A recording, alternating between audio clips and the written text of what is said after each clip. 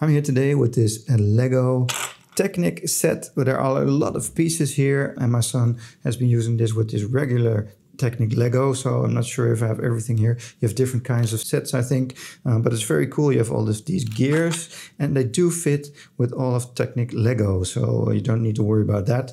I was a bit worried when I purchased it because it was off-brand, but it really fits exactly with the Technic Lego. So you get a lot of these, then these where you can like put that in. My son enjoyed these as well because you can make an elevator with them together with parts like this. So that's pretty cool.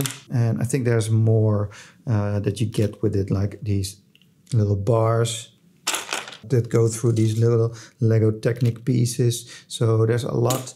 These are fun as well. You get these blocks. You can build some larger structures with it. So my son's been building cars, trains, and that sort of thing with all of these and all of these gears. So if you have technical Lego from some other pieces and you want like a budget alternative to add a lot of gears to that, I think a set like this is very, very cool.